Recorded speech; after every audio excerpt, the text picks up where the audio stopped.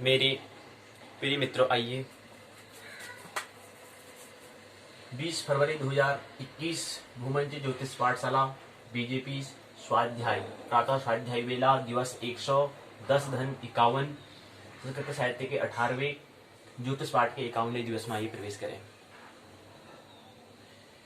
सर्वप्रथम सूर्योदय। सूर्योदय 6:47 अस्त होगा 18:05 में। सूर्य को आए हुए 2 घंटा 7 मिनट का वक्त हो चुका है, यानी कि स्थानीय समय लोकल टाइम हो जाएगा 2:07। दैनिक कार्यक्रम के अंतर्गत आने वाला सर्वप्रथम मुख्य कार्य, कर्तव्य, करने योग्य काम, प्रातः स्वाध्याय वेला में आइए प्रवेश करें। जानते हैं पाठशाला के 2 भाग। पहले भाग को पाठ्यचर्या प्रश्नोत्तर चर्चा, दूसरे भाग को पाठ्यक्रम पाठ्यचर्चा कहते हैं। पाठशाला के भाग 2 पर हम पहले चर्चा कर लेंगे, पाठशाला के भाग 1 में बाद में चर्चा करेंगे। आइए पाठशाला के भाग 2 में प्रवेश करें। उत्तराखंड मुक्त विश्वविद्यालय के स्नातक द्वितीय वर्ष का द्वितीय प्रश्न पत्र संस्कृत साहित्य को हम समझने का प्रयास कर रहे हैं। 18वें दिवस में प्रवेश करें। पुस्तक का शीर्षक टाइटल है SL202 दूसरे वर्ष का द्वितीय प्रश्न पत्र, और संस्कृत का मतलब एस का मतलब संस्कृत, एल का मतलब लिटरेचर, संस्कृत साहित्य। उसका शीर्षक, उसका नाम दिया है संस्कृत साहित्य का इतिहास एवं भारतीय संस्कृति, ये उसका नाम है। उसका किताब का नाम दिया है। खंड पहले को हम समझने का प्रयास कर रहे हैं, जिसमें हम संस्कृत साहित्य के इतिहास को समझने का प्रयास कर रहे हैं, जिसमें हमने पहली और दूसरी इकाई को कल हमने समझा। पहली इकाई में हमने आदिकवि वाल्मीकि को हमने समझने का प्रयास कल की पाठशाला में हमने किया। साथ साथ दूसरी इकाई में हमने कृष्णद्वैपायन वेद व्यास को समझने का प्रयास किया। पहली इकाई में वाल्मीकि की जो रचना जो है उसका नाम है रामायण। तो राम के बाद में राम है अयन, राम का निवास, राम के चरित्र के बारे में, राम के व्यक्तित्व के बारे में वाल्मीकि ने वो उस रचना में लिखा है, उसके बारे में दिया है, जिसमें नायक राम है, नायिका सीता है। हीरो राम, हीरोइन सीता है। तो ये कृत्य में वाल्मीकि ने दिया है। ये हमने कल पहली इकाई में समझा। दूसरी इकाई में हमने कृष्णद्वैपायन वेद व्यास को हमने समझा। इन्होंने महाभारत की रचना की है। इनकी रचना का नाम है महाभारत, जिसको हम जय संहिता, भारत, महाभारत भी हम कहते हैं। 3 नामों से हम जानते हैं। तो प्राचीन नाम को प्रश्न पूछा जाएगा तो क्या है? जय संहिता इसका नाम दिया है। इसमें कृष्णद्वैपायन वेद व्यास हमने समझा कि कृष्णद्वैपायन वेद व्यास कैसे बनाने का नाम कैसे पड़ा। कृष्ण में काला होता है, द्वैपायन में द्वीप में रहे, वहां पर रहते थे, वहां पर निवास, द्वैपायन ऐन मन का निवास, जैसे रामायण का ऐन मन होता है निवास, तो द्वीप में रहने के कारण का द्वैपायन पड़ा, और काले वर्ण के होने के कारण, काले रंग के होने के कारण का नाम कृष्ण पड़ा, कृष्ण द्वैपायन। वेद व्यास के पड़ा वेद, क्योंकि जो हमने कहा वेद जो था, अब वेद क्या है? वेद विद धातु से बना हुआ है, और विद का मतलब होता है जानना, नोइंग। तो जो वेद में जो हमारे ऋषि मुनियों ने जाना, उसको एक पुस्तक में दर्ज कर दिया, उसको मैंने वेद कहा। कालातीत में फिर समय बढ़ता गया। ये कृष्णद्वैपायन जो है, इनने इसको, इस वेद को कहा कि यार 4 विभाजन कर देते हैं। उन्होंने कहा कि ये बहुत जटिल प्रक्रिया हो जा रही है, सभी लोग इस वेद को नहीं समझ पाएंगे, इसको ऐसा करो कि विभाजन कर दो। और विभाजन किस आधार पर? 4 विभाजन किए हैं। और 4 ही विभाजन क्यों किए? और विभाजन क्यों नहीं किया? 5, 10, 25, 30 करना ही था, कितने विभाजन कर लेते, लेकिन 4 ही क्यों कर रही? क्योंकि 4 करने का जो कारण है, जो वजह है, वो यह है कि अगर हम किसी के भी व्यक्तित्व के अंदर किसी और व्यक्ति को अगर विभाजन करते हैं तो उसमें 4 ही विभाजन होते हैं। शेष विभाजन करेंगे तो उसमें 4 व्यक्तित्व के 4 हिस्से में आ जाते हैं। तो क्रम को जब 4 विभाजन जो हम करते हैं व्यक्ति का, उसको हमने वर्ण कहा। जैसे हम जीवन का विभाजन करते हैं तो जीवन का भी 4 विभाजन करते हैं, जो क्रम से हम कहते हैं ब्रह्मचर्य, गृहस्थ, वानप्रस्थ, संन्यास, ये जीवन का, इसको हमने आश्रम कहा। और वर्ण का मतलब व्यक्ति का अगर विभाजन करते हैं तो व्यक्ति की क्षमता के आधार पर 4 विभाजन ने किया।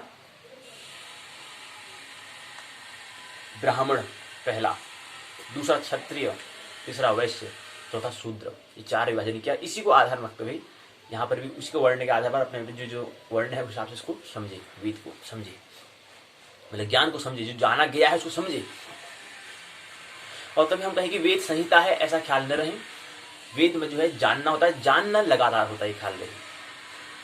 लेकिन यह है कि उस समय जो वेद में लिखा है वो अनिवार्य जगत की बातें लिख दी गई हैं, और वहां पर कोई परिवर्तन नहीं होता है। इसलिए वेद जो कहता है सही कहता है, उसमें कोई दोहराई नहीं है, सही कहता है, उचित ही कहता है। क्यों? क्योंकि अनिवार्य जगत में कोई अदला बदली नहीं होती, वहां पर जो हो रहा है तो हो रहा है, पूरा सुनियोजित तरीका होता है।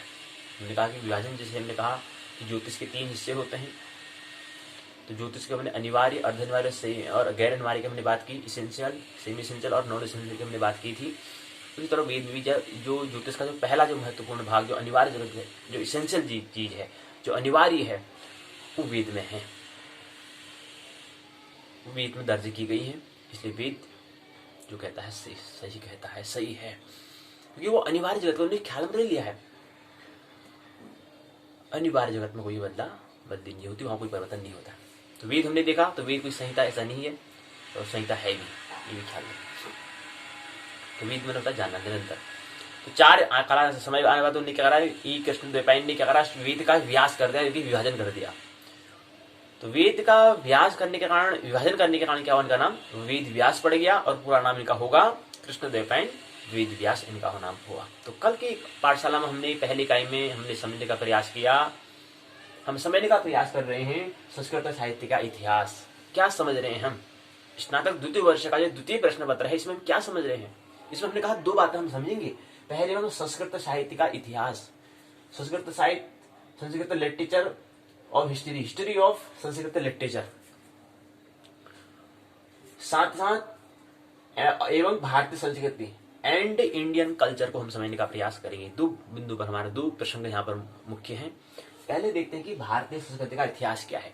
तो कल हमने देखा कि इसमें, कल जब हम पाठ्यक्रम को देख रहे थे, इसमें जो उत्तराखंड मुक्त विश्वविद्यालय ने जो पाठ्यक्रम जो दर्ज किया है, उसमें हमने देखा कि 4 खंड इसमें दिए गए हैं और 20 इकाई यहाँ पर दी गई है। क्योंकि 4 खंडों के अंतर्गत क्या है, 20 इकाइयां आती हैं। और इसमें जो हम कह रहे हैं कि संस्कृत साहित्य का इतिहास और भारतीय संस्कृति के 2 बिंदु पर हमने प्रसंग और हमें वहां पर चर्चा करनी है। तो इसमें जो भारतीय जो संस्कृत साहित्य का जो इतिहास जो है, इसको 3 खंडों में हम समझने का प्रयास करेंगे। कहने का मतलब है कि 20 इकाइयों में कितनी इकाइयां में संस्कृत साहित्य का इतिहास को समझेंगे? 3 खंडों में समझ रहे हैं, 1 खंड हम केवल भारतीय संस्कृति को समझने का प्रयास करेंगे।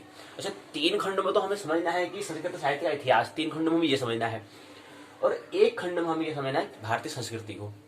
अच्छा, खंडों की तो बात करें नहीं, तो उस खंड के अंदर कितनी इकाइयों को हमें समझना है, कितनी इकाइयों में समझना है उसको समझ लेते हैं।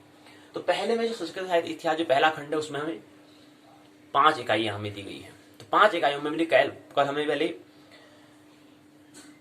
वाल्मीकि को समझा, उनकी रचना को समझा पहली इकाई में। दूसरी इकाई में हमने वेद व्यास को, कृष्ण द्वैपायन वेद व्यास को हमने समझा, उनके लिए महाभारत को हमने समझने का प्रयास कल की पाठशाला में किया। फिर इसी क्रम में तीसरी और चौथी इकाई में आज हम जो समझने का प्रयास करेंगे, इसमें कालिदास को समझने का प्रयास करेंगे।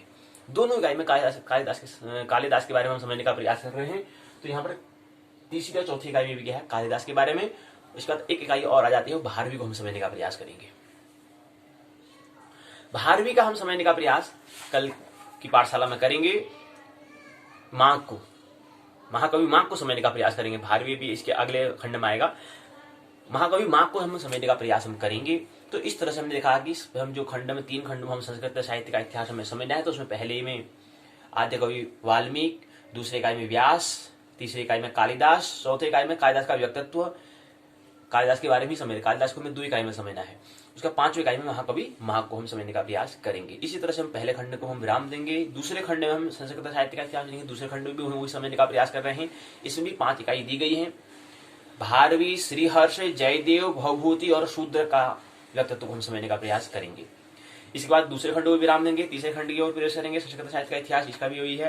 पहले में विशाख दत्त, दूसरे में भर्तहरि, तीसरे में पंडित राज जगन्नाथ, चौथे में गद्य कवि बाण भट्ट जो हमने पहले समझा था, 5वें में शुभंदु, 6ठे में दंडी काल, दक्ष कुमार चरित्र, ये हम समझने का प्रयास करेंगे। तो इस तरह से हमने देखा कि संस्कृत साहित्य का इतिहास 5 इकाइयां, पहले खंड में 5 इकाइयां, दूसरे खंड में 5 इकाइयां, तीसरे खंड में 6 इकाइयां, 5, 10 और 6 16 की 16 इकाई में हमें क्या करना है, संस्कृत साहित्य का इतिहास को समझना है 3 खंड में। और उसके अंदर आने वाली जो इकाइयां हैं 16 इकाइयों में हमें संस्कृत साहित्य का इतिहास को समझना है। इसी के बाद दूसरा जो पुस्तक में दूसरा हिस्सा जो है, दूसरा प्रसंग है भारतीय संस्कृति के अंतिम खंड में हमें दिया गया है। क्योंकि हमने कहा 20 इकाई है तो 16 इकाई तो हमने समझ लिया है। 4 इकाई में हम संस्कृत भारतीय संस्कृति को समझने का प्रयास, इंडियन कल्चर को समझने का प्रयास करेंगे।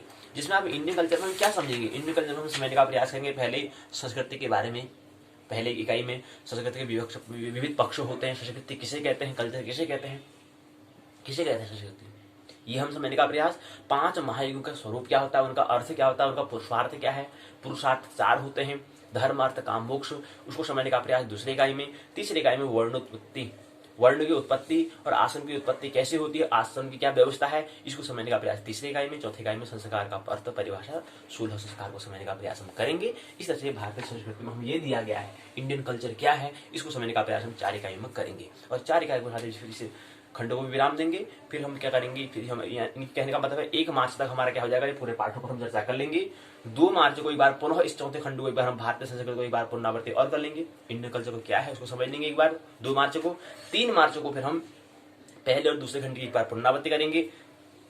फिर तीसरा और चौथा खंड को हम 4 मार्च को करेंगे, इसकी पुनरावृत्ति करेंगे। 5 मार्च को हम एक पूरा पुनरावृत्ति एक बार पूरे 4 खंड को एक साथ ले लेंगे।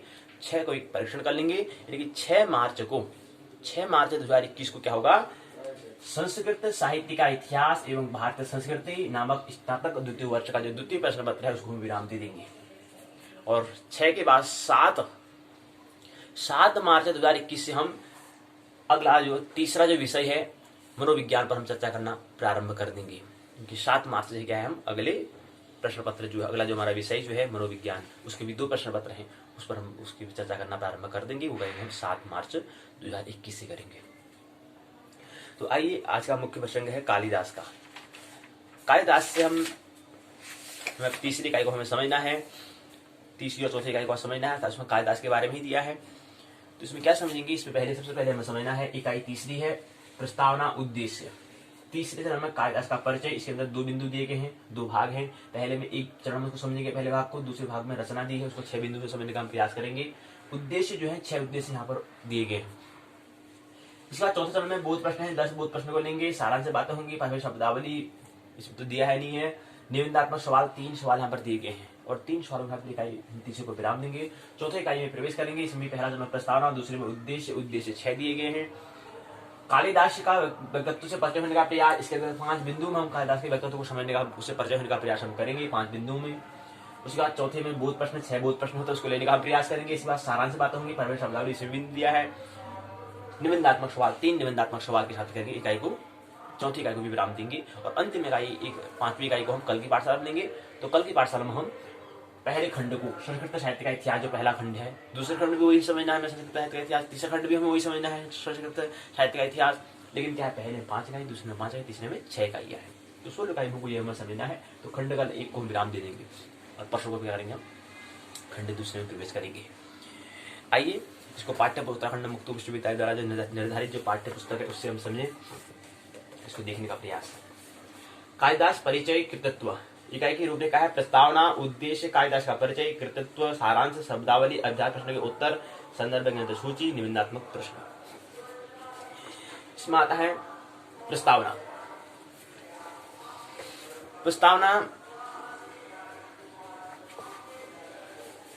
प्रस्तावना है उद्देश्य, कालिदास का परिचय।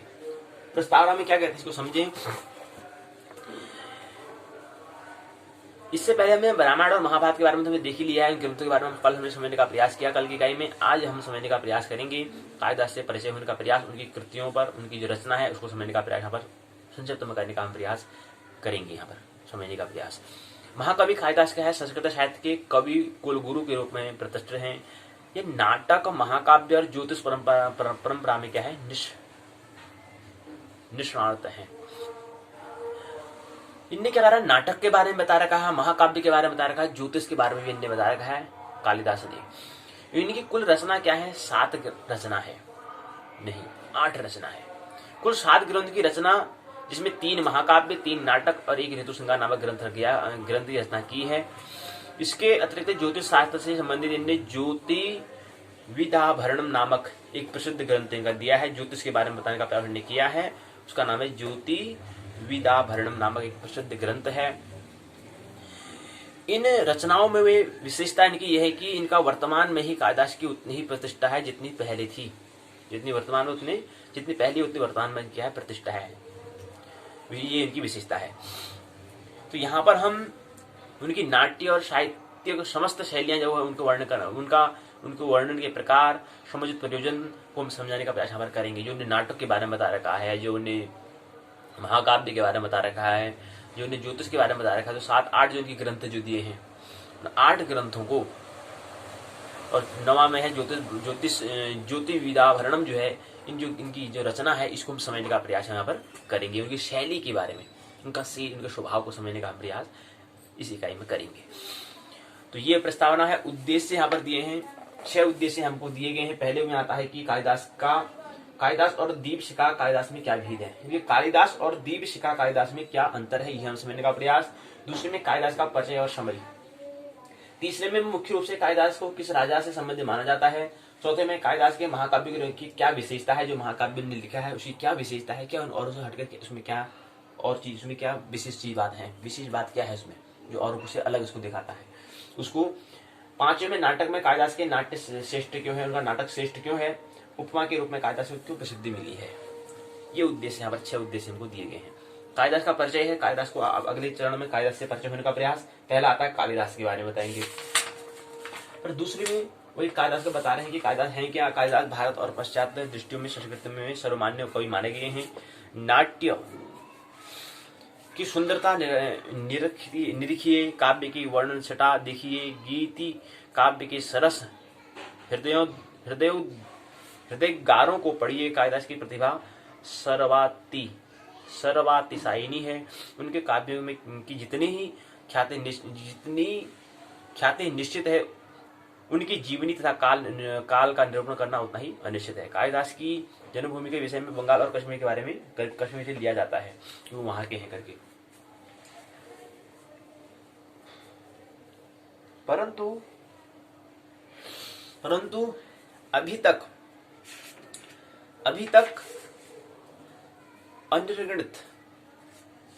अनिर्णित कोई निर्णय कुछ नहीं हो पाया है। अनिर्णित है कि कवि ने उज्जैनी के विशेष पक्षपात दिखलाया है, जिसमें उज्जैनी के लिए विशेष पक्षपात दिखलाया है, जिससे यही इनकी जन्मभूमि प्रतीत होती है। मेघदूत में यक्ष रास्ता टेढ़ा होने पर भी श्री विशाला उनकी उज्जैनी को देखने के लिए मेघ से आग्रह करते हैं। ये मेघदूत में क्या है, मेघदूत में आता है जो उनकी रचना है। उज्जैनी के विशाल महलों और रमणियों के कुटिल कटाक्षों को देखने में यदि यह वंचित रह गया तो उनका जीवन भी क्या है, निष्फल है। तो कालिदास का जो जीवन के बारे में बता रहे हैं, जो उन्हें मेघदूत की रचना की है उसके बारे में बता रहे हैं। इसी क्रम से जो उनकी रचना 7 रचना है, जिसमें नाटक है, महाकाव्य है, ऋतु संहार हो गया, इनके बारे में जो दिया है उसको बताने का प्रयास यहाँ पर किया है इसमें कालिदास के बारे में।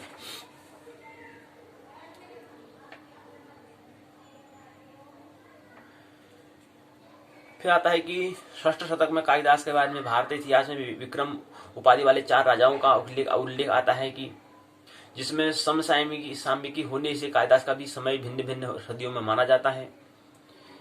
तो कहते हैं कि इनका 600 वर्ष पूर्व या 55 ईस्वी के विजय घटना की यादगार में उनके अपने नवीन संवत के 600 वर्ष अर्थात 58वीं ईस्वी पूर्व से स्थापित होने की बात तो शायद विक्रम संवत की नवीन कल्पना डॉक्टर फर्गुसन ने की है।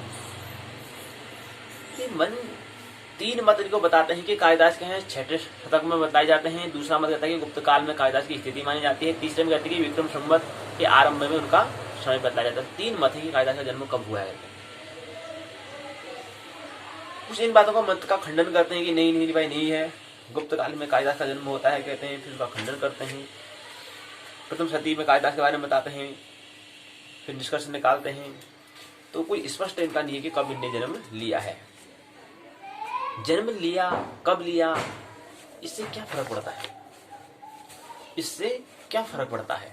लेकिन नहीं ना, मन की बेचैनी होती है इनकी। आप लिया मतलब मन की बेचैनी हो। हमने कहा कि मतलब क्या, हमने कब जन्म लिया, उनकी समय की बात हो रही है। और समय मतलब क्या है, चूंकि मन की बेचैनी, मन चाहता है कि हाँ कब हुआ, चल ठीक है यार, क्या पता हमको भी मिल जाए वो चीज, हमको भी मिल जाए। लेकिन समय जो है वो मन का ही प्रतीक है। Time is mind.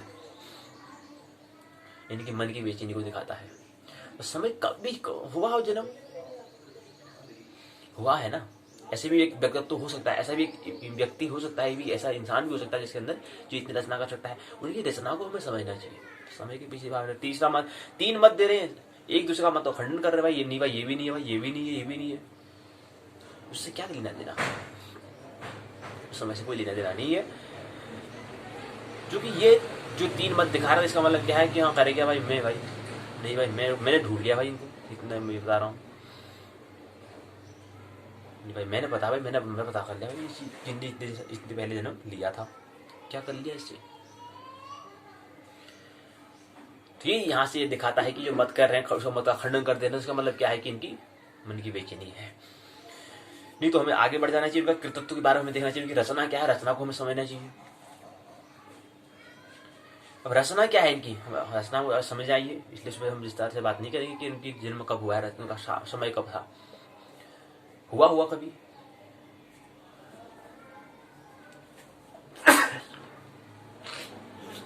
हुआ कभी, हुआ तो है ना, इतना तो बनना है, इतना तो सुनिश्चित है। तो आइए इनकी कालिदास की जो रचना, जो कृतित्व है, उसको समझने का हम प्रयास करते हैं। पहला आता है काव्य ग्रंथ। काव्य ग्रंथ आता है जिसमें कालिदास की सच्ची रचनाओं का निर्णय करना आलोचनात्मकों के लिए दुष्कर कार्य होता है।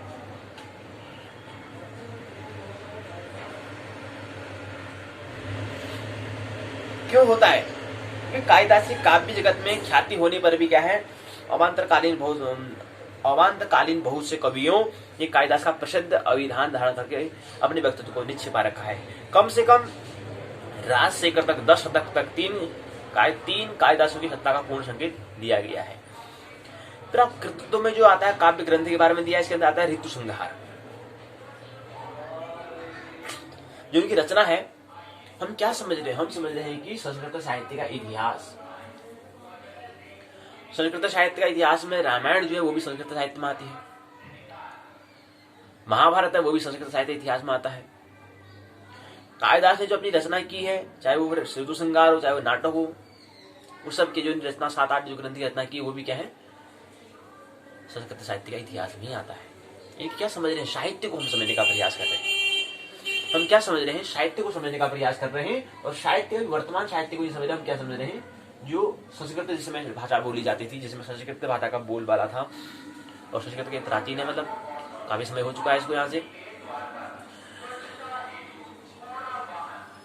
तो उस समय जो रचना, जो साहित्य की रचना जिस भाषा में किया गया था, उस समय भाषा संस्कृत भाषा थी। उस संस्कृत भाषा, संस्कृत साहित्य को समझने का प्रयास करते हैं। तो उस समय की भाषा थी, भाषा क्या होती है? हमने कहा कोई सभ्यता जो होती है, उसकी सभ्यता और संस्कृति दूसरी। हमने कहा कोई व्यक्ति जो होता है, समय समय में क्या है, सभ्यता आती है चली जाती है। तो उसमें संस्कृत की भाषा की क्या थी? सभ्यता और उनकी संस्कृति थी। भाषा हम संस्कृत बोलते थे। तो उस समय में जो ऋषि मनीषी थे, उसमें जो वैज्ञानिक जो हुआ करते थे, उसमें शास्त्र हुआ करते थे और विज्ञान हुआ करता है। सभ्यता का फर्क है। ये सभ्यता समझते फर्क है, वैसे टाइम की बात होती है, समय समय उसमें कालखंड में शास्त्र हुआ करता था, वो शास्त्र का जो कहते हैं विज्ञान ले लिया, उसमें पहले विद्यालय हुआ करता था, शिक्षालय होते हैं। ये अंतर है, ये भेद है। तो में ऋतु संहार आता है। तो ऋतु संहार कालिदास की प्रथम काव्य कृति है। पहली उनकी जो काव्य की जो कृति की जो अन्य रचना की, वो क्या है? ऋतु संहार है।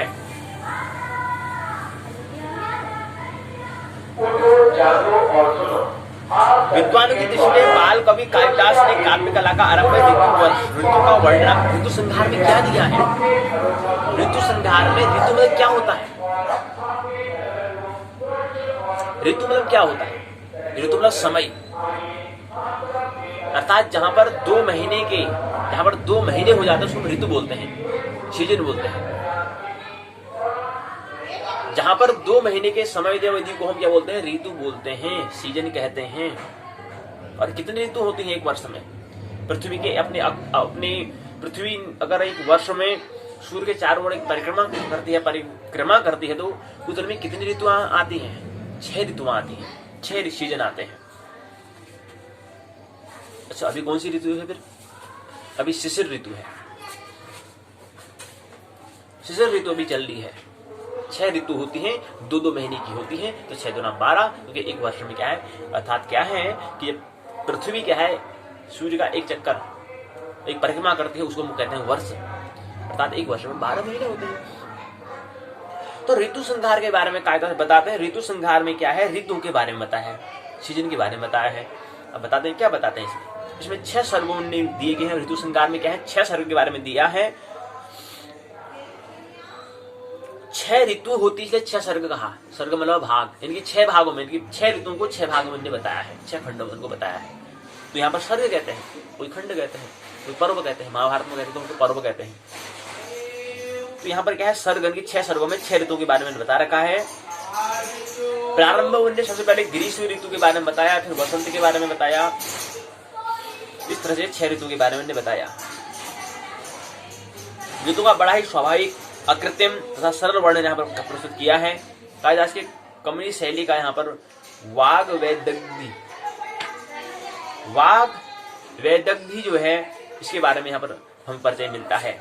इनकी बाल रचना पुष्टि में कोई प्रमाण तो हमें नहीं मिलता है कि उन्हें बाल रचना की हो, मतलब बचपन में बाल अवस्था में रचना करती हो, इसके बारे में हमें प्रमाण तो नहीं मिलता है।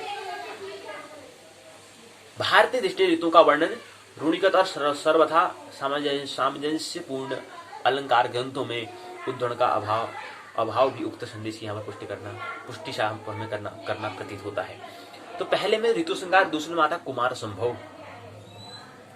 कुमार संभव क्या है, हमने कहा इसमें 18 सर्ग हैं। इसमें 17 सर्ग में कुमार संभव में कवि जो कालिदास है, उनने कार्तिकी के जन्म के बारे में, शिव पार्वती और कार्तिक के बारे में, उनके प्रसंग के बारे में यहाँ पर दिया गया है। अभी हमने स्नातक द्वितीय वर्ष का जो पहला प्रश्न पत्र था, वहां पर भी हमने समझने का प्रयास कुमार संभव किया था। वहां पर हमने पहले सर्ग को समझने का प्रयास किया। जब हम पद्य को समझने का प्रयास कर रहे थे, हमने पद्य में पहले किरातार्जुन जन्य को समझा, पहले खंड में, दूसरे खंड में भी मैंने पद्य को समझा, जिसमें हमने कालिदास के पद्य काव्य के अंदर जो हमने कुमार संभव था उसको समझने का प्रयास किया। वहां पर हमने पहले सर्ग को समझने का प्रयास किया था, 5 इकाइयों में समझा। पहले में कालिदास से परिचय, और 4 इकाइयों में हमने क्रम से 15 यानी कि 60 श्लोक को लेने का प्रयास हमने, अथा वो पहले सर्ग में समझने का प्रयास किया कुमार संभव। तो इसमें क्या दिया है, इसमें शिव पार्वती के बारे में और कार्तिक के बारे में, जन्म के बारे में उन्होंने यहाँ पर जिक्र किया है, उल्लेख किया है। इसमें वर्तमान 17 सर्ग में से आदि के 7 सर्गों को कालिदास के लेखनीय और चमत्कार मानते हैं। अष्टम सर्ग से लेकर के भी उनका ही निसंशय निर्माण है। तो इसमें 17 सर्ग से कह रहे हैं, इसमें 7 सर्गों को कालिदास के लेखनी के चमत्कार है कह रहे हैं, परंतु अष्टम सर्ग जो है उससे उनका ही निसंशय निर्माण है। इसमें कोई संशय की आवश्यकता नहीं है, उनका ही क्या है, निसंशय, कोई संशय नहीं है, उनने ही निर्माण किया हो। इसमें कोई संशय की बात नहीं है, निसंशय की बात निर्माण है। तो पहला हमने देखा ऋतु संहार, दूसरा कुमार संभव, तीसरा आता है मेघदूत। तीसरी रचना आती है कालिदास की मेघदूत।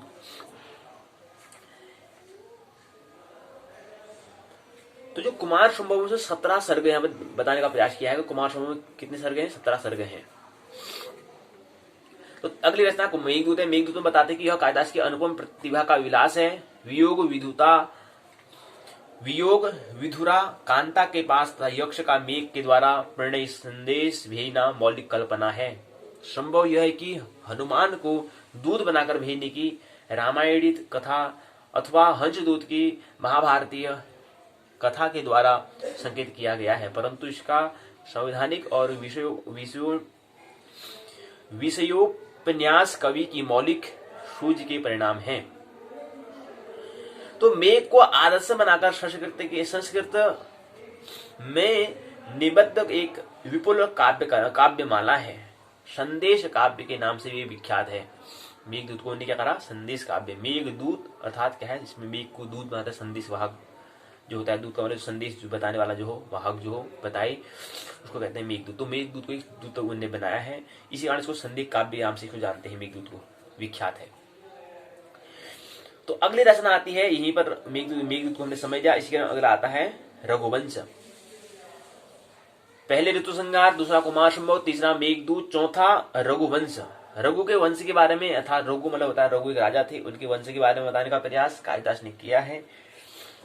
भारतीय आलोचक रघुवंश को कालिदास का सर्वश्रेष्ठ ग्रंथ कहते हैं, और इसलिए कालिदास के लिए रघुकार, रघुवंश का रचयिता रघुकार नाम से उसको संबोधित करते हैं, बुलाते हैं, रघुकार प्रयोग करते हैं, संबोधन करते हैं। ग्रंथ की लोकप्रियता और व्यापकता का परिचय विभिन्न काल में निर्दिष्ट 40 टीकाओं के अस्तित्व से भी भली भांति में मिलता है। रघु का जन्म क्या है, इसके बारे में, पूरे उनकी व्यक्तित्व के बारे में बताने का प्रयास यहाँ पर कालिदास ने रघुवंश जो उनकी रचना है उस रचना में किया है। इसी क्रम में फिर अगला आता है समीक्षण के बारे में बता रखा है।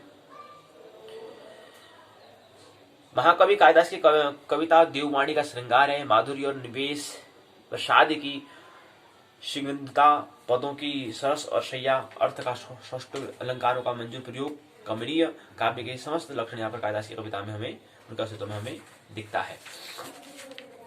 इस तरह से हमने देखा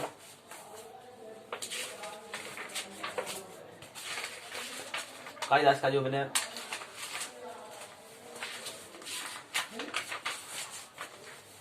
प्रस्तावना को हमने देखा, प्रस्तावना, उद्देश्य और कालिदास का परिचय, इसमें ये बात हमने समझी। फिर इसी क्रम में अगला आता है ये उनका परिचय बताने का प्रयास किया, उनके मत के बारे में, कब उनका जन्म हुआ था ये हमने समझा, 3 मत दिए थे उसको समझने का हमने प्रयास किया। प्रथम सती के बारे में बताया था, 2-3 मत के बारे में दे रखा है, उसका निष्कर्ष निकाल लिखा है।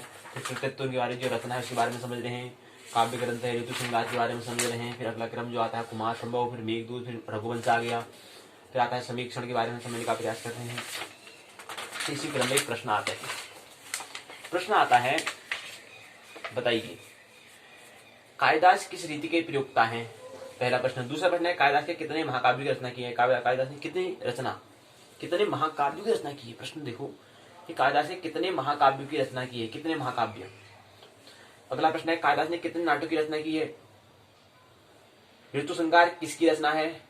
कालिदास का समय प्रथम शताब्दी, कौन सा ग्रंथ प्रमाणित करता है कि प्रथम शताब्दी में जन्म लिया है।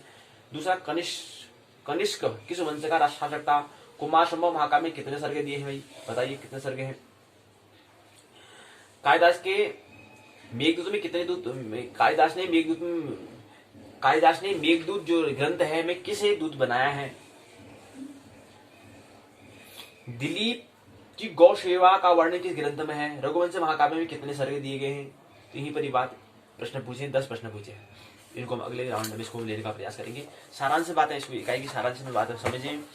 कहा कि इसमें दिया है कालिदास के अपने पांडित्य के कारण ही नहीं बल्कि वर्णन की गंभीरता के कारण कवियों के बीच में सर्वाधिक प्रतिष्ठा है, इनकी जाने माने हैं, प्रसिद्धि इनकी हुई है। परंपरा में यह मान्य है कि महाकवि ने ऋतु संहार नामक काव्य रचना सबसे पहले की है। ये हम कहते हैं कि सबसे पहले रचना कौन सी है, ऋतु संहार की रचना की है। इसी में उनका कोमल प्राकृतिक होना प्रतिभाषित होता है। इनके बाद ही उनने फिर अगले रघुवंश, फिर कुमार संभव, फिर मेघदूत की रचना की है, जिनमें 2 महाकाव्य, 1 गीति काव्य है।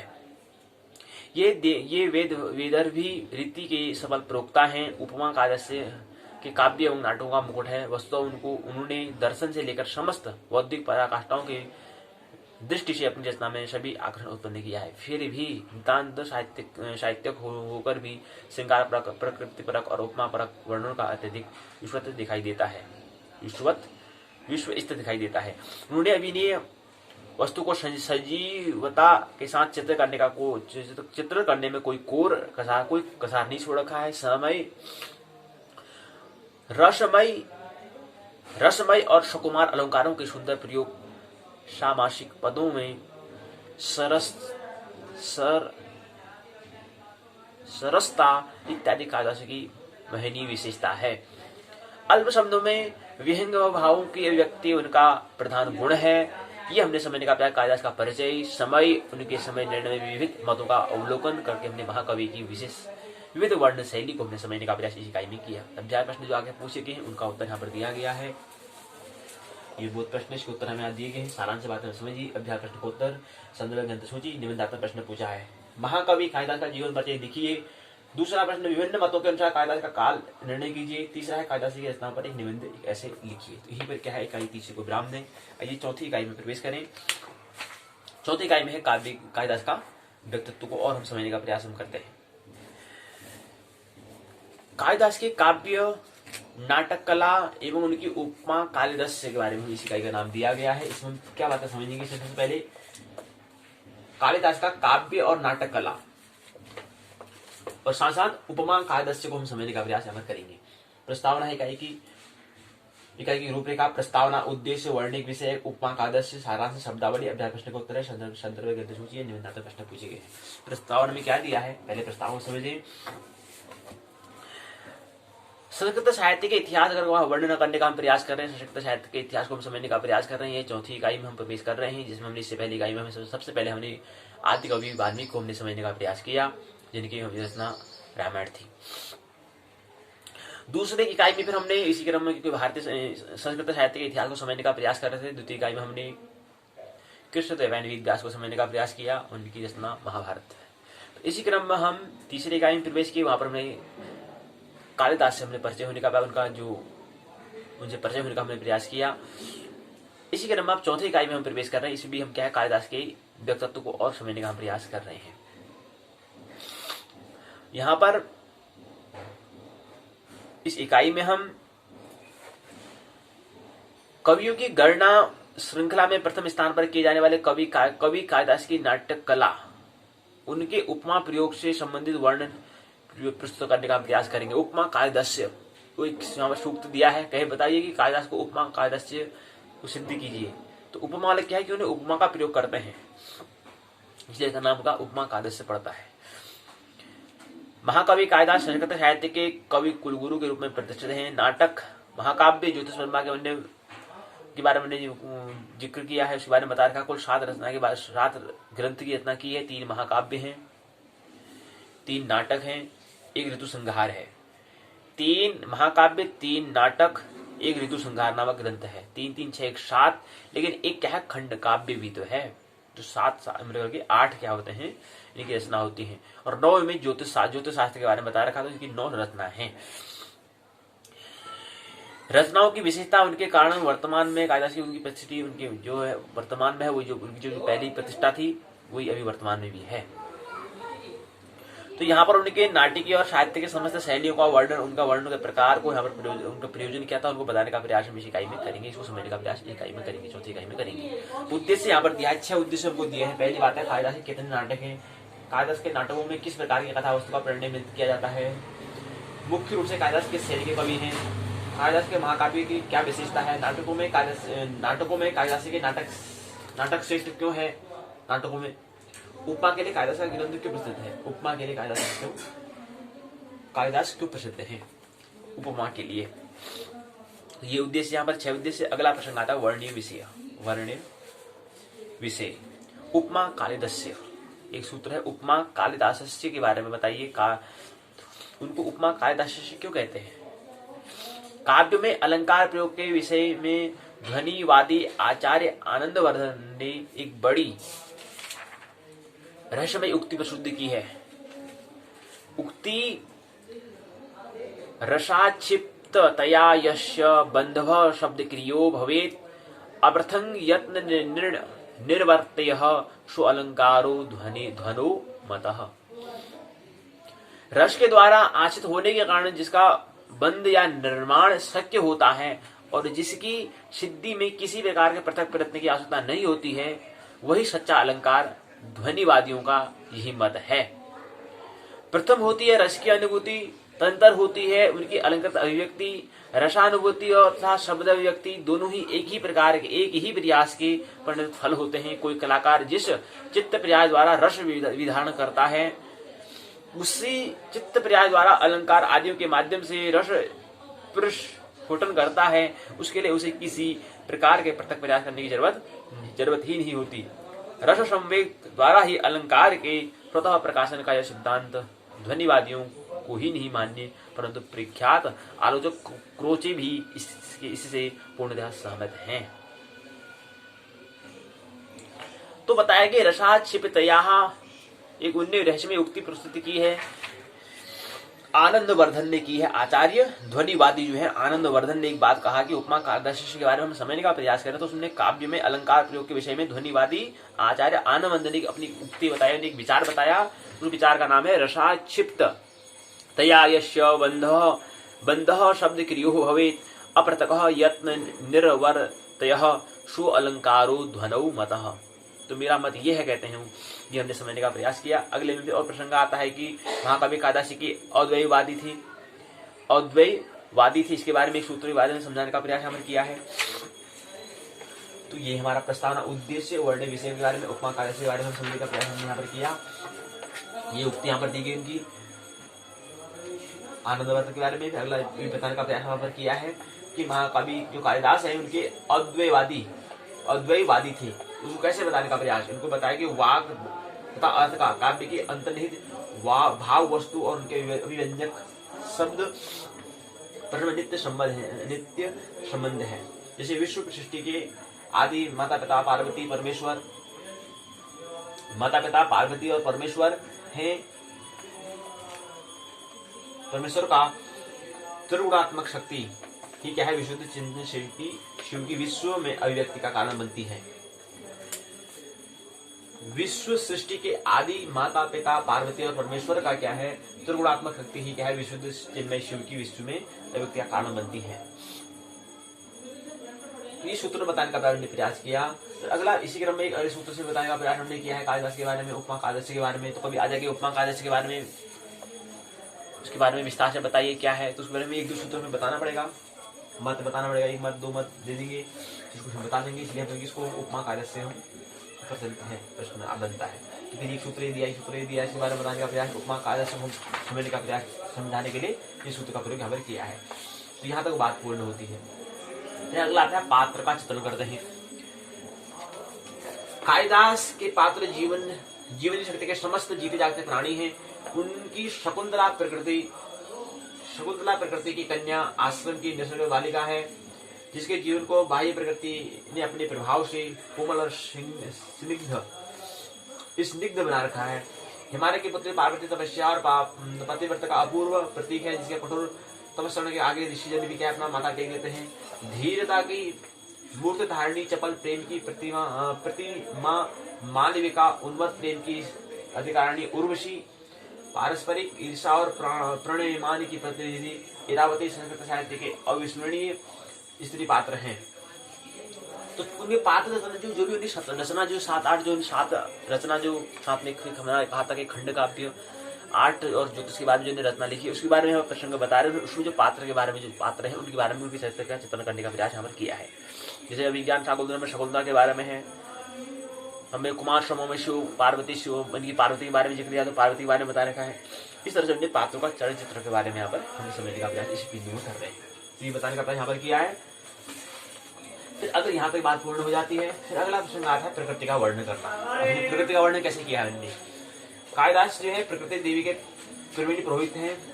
उनकी सूक्ष्म दृष्टि उनकी प्रकृति के सूक्ष्म रहस्यों को सावधानता से हृदयगमन किया था। उनके प्राकृतिक वर्णन उनके सजीव है। वर्णित वस्तु हमारे नेत्रों के सामने नाच उठती है। बाह्य प्रकृति का सूक्ष्म निरीक्षण करना तथा उनका मानवीय अंश ग्रहण करना कालिदास की बेहतरीन विशेषता है।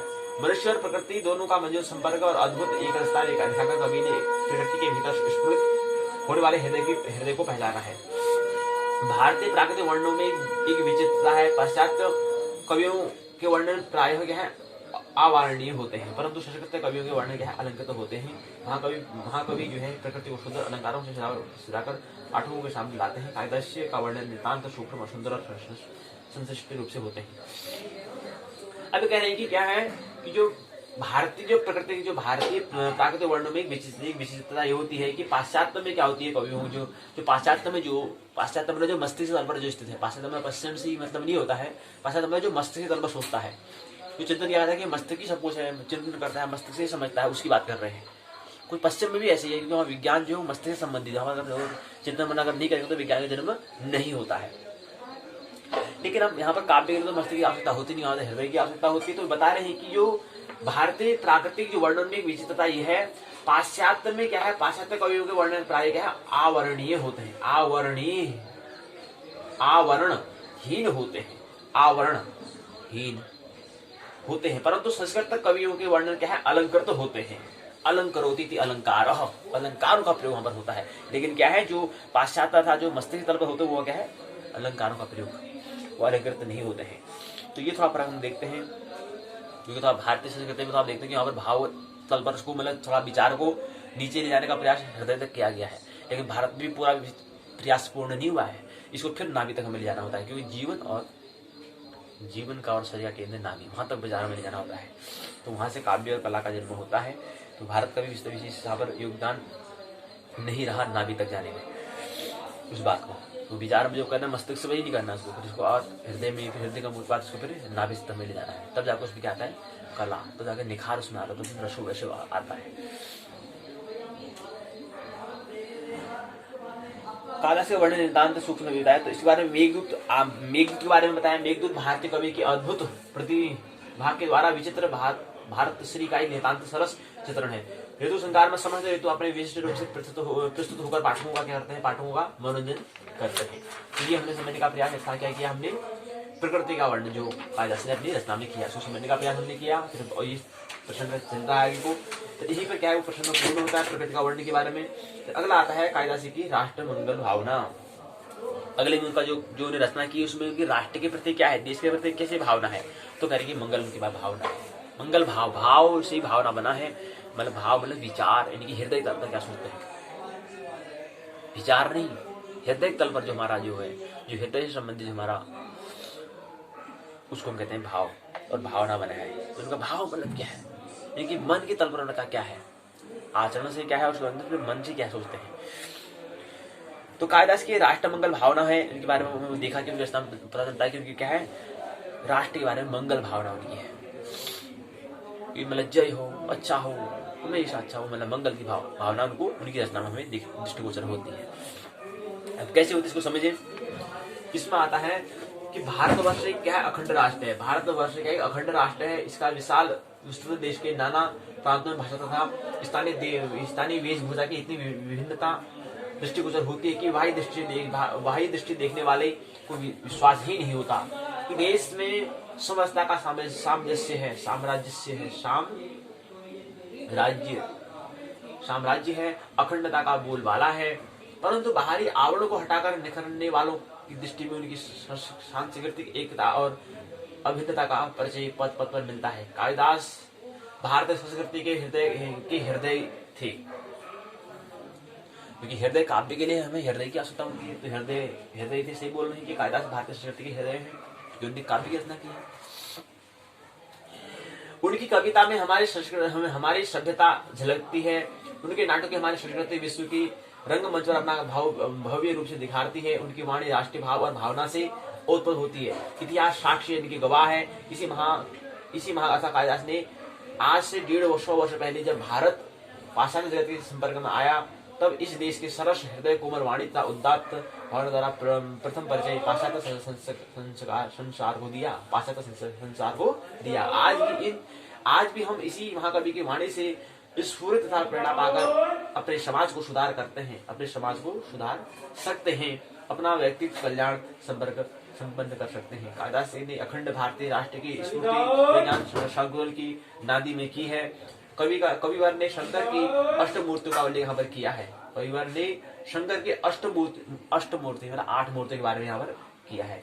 तो ये हम उसके बारे में हमें पता चला कि उनने कैसे कालिदास ने राष्ट्र मंगल की भावना है, ये यहाँ से बिंदु विद्यार्थी को समझने का प्रयास कर रहे हैं। इसमें पूरे विद्यार्थी ने क्या है, राष्ट्र भावना के बारे में, मंगल भावना के बारे में बताने का प्रयास किया है। यहाँ पर वही बताने का प्रयास किया, यहाँ पर वही प्रसंग बताने का प्रयास किया है। पूरे प्रसंग को यहाँ पर ये प्रश्न यहाँ पर क्या पूर्ण होता है कि राष्ट्र की मंगल भावना के बारे में यहाँ से इतनी बातें यहाँ पर दी है। तो यहाँ से हमें चलता है कि क्या है, पक्का और राष्ट्र के बारे में, मंगल के बारे में, अच्छे बारे में सोचते, भलाई के बारे में सोचते थे।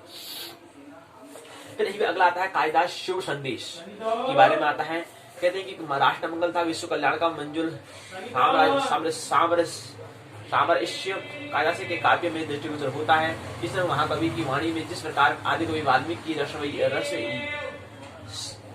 रसयवी धारा प्रवाहित होती है, उसी प्रकार उपनिषदों गीता का अध्यात्म भी क्या है, मंजुल रूप में अपनी अभिव्यक्ति पा रहा है। भारतीय ऋषियों के द्वारा चिरंतन तथ्यों को मनोर ही राम शब्दों में भारतीय जनता के हृदय में उतारने का काम कालिदास ने अपनी कविता के माध्यम से किया है। तो कालिदास का शिव संदेश क्या है, ये हमने समझने का प्रयास कर रहे हैं। ये प्रसंग यहाँ से प्रारंभ हो रहा है।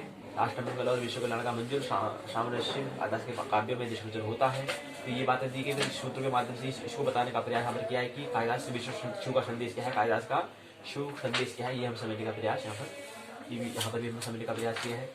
तो ये बात हमें पूर्ण होती है। फिर यहाँ प्रश्न आते हैं, अध्याय प्रश्न।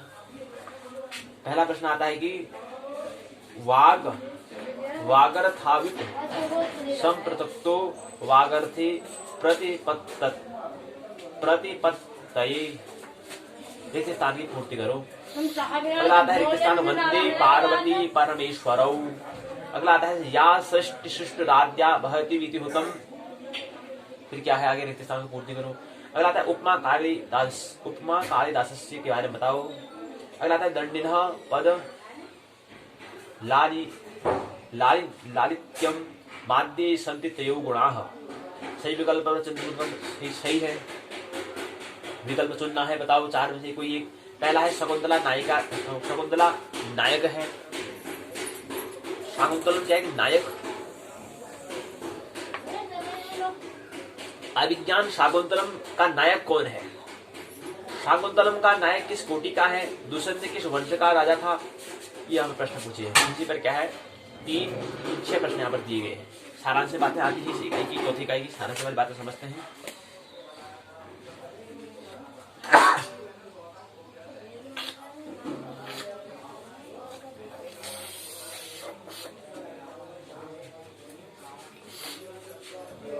सारांश से बातें यहाँ पर दी गई है।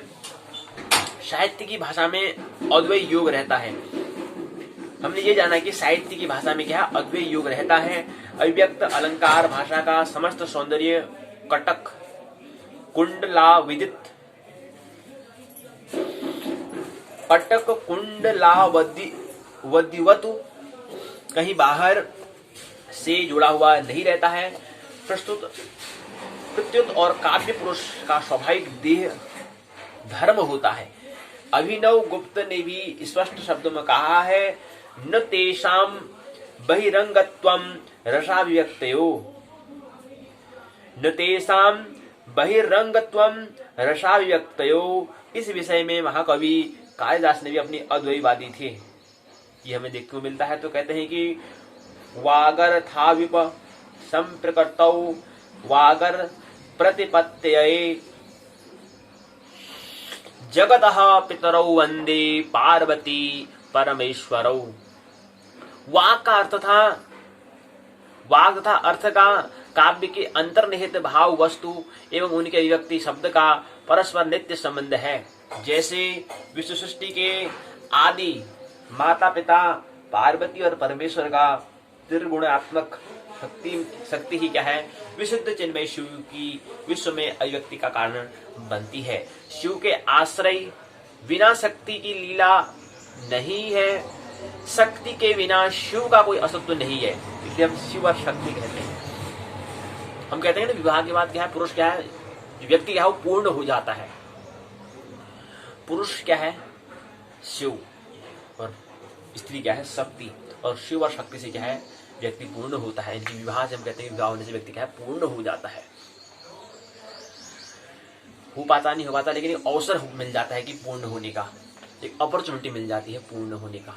क्यों? क्योंकि हमने कहा था कि एक व्यक्ति के अंदर क्या है, हम अर्धनारीश्वर के बारे में जानते हैं। एक व्यक्ति के अंदर, चाहे वो पुरुष हो चाहे स्त्री, स्त्री के अंदर भी पुरुष है, पुरुष के अंदर भी स्त्री है। अगर बाहर से देखें तो बाहर से क्या होगा, पुरुष है। अगर पुरुष है तो बाहर पुरुष होगा, अंदर स्त्री है, स्त्रीणता है, स्त्री है। और कोई पुरुष अगर है, अगर स्त्री है तो उसके बाहर में क्या वर्ण स्त्री है, अंदर क्या है, पुरुष है। क्यों? दोनों क्यों है? क्योंकि धर्म को अगर हमें समझना है तो हमारे में हृदय की आवश्यकता, अर्थात स्त्रीता की हमें आवश्यकता होती है। हमें धर्म को समझने के लिए, काव्य को समझने के लिए। अगर हमें विज्ञान को समझना है तो वहां पर पौरुषता की अथा पुरुष की आवश्यकता होती है। अब रो भाई, विज्ञान भी हमारे लिए जरूरी है, काव्य भी हमारे लिए जरूरी है। तो इसलिए प्रभु ने क्या करा कि दोनों जो हमारा रचना की है मनुष्य की, उसमें दोनों चीज ने रखा है, स्त्रीणता भी और पुरुषता भी। अगर स्त्रीणता और पुरुषता अगर स्त्री और पुरुष नहीं रखें तो काव्य को कौन समझेगा? उसके तो हृदय की आवश्यकता। अगर हृदय नहीं होता तो काव्य को कैसे समझेगा? लेकिन हृदय तो काव्य को समझ सकते हैं। मस्तक से दिया है, पौरुषता दी है, तो उससे हम विज्ञान को समझ सकते हैं। अगर हमारे मस्तक से नहीं होता तो विज्ञान को कैसे समझेगा? क्या है लाइट, क्या है प्रकाश, क्या है बल्ब, क्या है धातु, क्या है ध्वनि, ये सब क्या है? विज्ञान तो है। भौतिक चीज क्या है? ये वस्तु क्या है? पदार्थ क्या है? मैटर क्या है? ये सब क्या है? विज्ञान में आता है। इसके लिए तो मस्तक की चिंतन बनने की आवश्यकता होती है। ज्ञान, ज्ञान के आगे बाद विज्ञान, विज्ञान के आगे फिर क्या है? काव्य, काव्य के आगे आता है फिर धर्म, धर्म के आगे आता है अध्यात्म। इस तरह से हमारा विज्ञान आगे हमारा डेवलपमेंट, विकास का एक सीढ़ी है। तो विज्ञान जितना अनिवार्य है, जितना अध्यावरण हमें आवश्यकता है, उतना हमारा अध्यात्म, उतना हमारा केंद्र भी हमें होना आवश्यक। केंद्र भी अनिवार्य है, अध्यात्म भी अनिवार्य है, स्पिरिचुअल भी अनिवार्य है। तो यही बताने का प्रयास यहाँ पर कर रहे हैं कि क्या है? शिव और शक्ति, परमेश्वर और परमेश्वरी, त्रिगुणात्मक और प्रकृति के 3 गुण हैं जी। प्रकृति के 3 गुण हैं। कौन कौन से? सत्व रजतम, ब्रह्मा विष्णु महेश। मतलब एक निर्माण करना, एक का होता है निर्माण करना, एक का होता है इसको बरकरार बनाए रखना, एक का होता है कि तोड़ना इसको। एक होता है सृष्टा, एक होता है सृजन करने वाला, एक होता है कि इसको पालन करने वाला, एक होता है इसको विनाश करने वाला, संहारक। तो 3 यहाँ प्रकृति के 3 गुण हैं। और 3 गुण है प्रकृति के 2 रूप हैं, स्त्री और पुरुष, परमेश्वर और परमेश्वरी। तो यहां पर कालिदास कह रहे हैं कि विश्व सृष्टि के आदि माता पिता पार्वती परमेश्वर का त्रिगुणात्मक शक्ति ही क्या है? विशुद्ध चिन्मय शिव की विश्व में अभिव्यक्ति का कारण बनती है। शिव है क्या? विष्णु है क्या? ब्रह्मा है क्या? कोई देवता नहीं है ऊपर हम देवता में पूजे। प्रकृति के गुण हैं। समझ में नहीं आते तो मस्तिष्क से तो करो। अगर कार के ड्राइव करते हैं, कोई वाहन चलाते हैं, तो वहां पर ही प्रयोग करो ना। पहले हमें क्या करना पड़ता है? एक्सीलेटर देना पड़ता है। अगर हम बाइक और स्कूटी चलानी है तो स्टार्ट करना पड़ता है इसको, फिर उसको मध्यम में हमें संतुलन बनाना पड़ता है, और एक में क्या करना पड़ता है? हमें ब्रेक भी हमें देना पड़ता है। इसमें हमें रोकना के लिए भी हमारी आवश्यकता होती है। 3 चीजें होती है। तो प्रकृति 3 गुण है। प्रकृति क्या है? त्रिगुणा है। अब इसी को व्यक्ति ने अपने सभ्यता अलग अलग हिसाब से बोलते हैं। कोई ब्रह्मा विष्णु महेश कहते हैं, ब्रह्मा विष्णु महेश, इलेक्ट्रॉन प्रोटॉन कहें, सत्व रजतम कहें, बात एक ही है, लेकिन 3 गुण प्रकृति होते हैं। तो त्रिगुणा, प्रकृति क्या है? त्रिगुणा है। और प्रकृति त्रिगुणा है अर्थात प्रकृति अर्थात क्या है? अध्यावरण की बात हो रही है। लेकिन एक महत्वपूर्ण बात होती है अंतःजन की, जो उसका केंद्र, जो मूल है, वो है त्रिगुणातीत। वो है हमारा स्वभाव, वो हमारा होना आत्मा। त्रिगुणातीत है वो त्रिगुणों से बाहर है, अतीत है, उसके परे है, जो उसको कहते हैं आत्मा, उसको कहते हैं सोल। और ये आत्मा को योग को क्या कहते हैं? परमात्मा कहते हैं। तो यही कहने का प्रयास कर रहे हैं कालिदास की, विश्व सृष्टि के आदि माता पिता जो हैं पार्वती और परमेश्वर। माता और पिता पार्वती परमेश्वर का क्या है? त्रिगुणात्मक शक्ति ही क्या है? विशुद्ध चिन्मय शिव ही क्या है? विश्व में व्यक्ति का कारण बनती है। शिव की आश्रय बिना शक्ति की लीला नहीं है। शक्ति के बिना शिव का कोई अस्तित्व नहीं है। इसलिए तो अर्धनारीश्वर हम कहते हैं। आधा पुरुष आधा स्त्री है वो। हमारा अंतर्दृष्टि होती नहीं है, ठीक है, लेकिन अर्धनारीश्वर में क्या है? आधा। शिव भी शक्ति के बिना उनका अस्तित्व नहीं है, और शक्ति का भी क्या है? शिव के बिना अस्तित्व नहीं है। साहित्य के क्षेत्र में भाव रूप महेश्वर और शब्द रूपा पार्वती दोनों ही एक दूसरे में आश्रित हैं, निर्भर हैं। महाकवि कालिदास की उपमा या अलंकार के प्रयोग के अवसर पर इन इस तथ्यों का अनुशीलन नितांत आवश्यक है कि रसा अनुभूति की समग्रता को वर्ण, चित्र और संगीत में जो भाषा जितना अधिक मूर्त कर दे, वह भाषा उतनी ही क्या होती है, सुंदर और मधुर होती है। कालिदास अपनी उपमा के द्वारा देवता और मानव दोनों के गौरव को प्रतिष्ठित करते हैं। समाधि में निरंतर भूत भावन शंकर की उपमा द्वारा जिस अपूर्व स्तब्धता का परिचय देते हैं, उनका सौंदर्य नितांत अनुभव। इस प्रकार हमने यहाँ पर समझने का प्रयास यहाँ पर किया कि कालिदास का प्रकृति चित्रण करा, पात्र का चित्रण करा, चरित्र चित्रण के बारे में हमने, उनकी भाषा शैली के बारे में हमने समझने का प्रयास इस इकाई में, चौथी इकाई में किया। तो यहाँ पर अभ्यास प्रश्न हमको दिए हैं, सारांश बात हमने समझ ली है। जो अभ्यास प्रश्न यहाँ पर दिए, इसका उत्तर हमें यहाँ पर दिया गया है। संदर्भ ग्रंथ सूची दी, इस ग्रंथ सूची को और अच्छा तैयार कर सकते हैं। निबंधात्मक सवाल पूछे। पहला सवाल, महाकवि कालिदास की नाटक कला पर एक निबंध लिखो। दूसरा प्रश्न, कालिदास के उपमा प्रयोग काव्य के विशिष्ट वर्णन कीजिए। तीसरा है, प्रकृति चित्रण की दृष्टि से कालिदास की वर्णन शैली पर एक निबंध लिखिए। तो 3 प्रश्नों के साथ यहाँ पर इकाई क्या चौथे को हम पूर्ण करते हैं, विराम देते हैं और पाठशाला के भाग 2 को भी हम विराम देते हैं। आइए पाठशाला के भाग की ओर हम प्रवेश, भाग 1 की ओर आइए हम प्रवेश करें।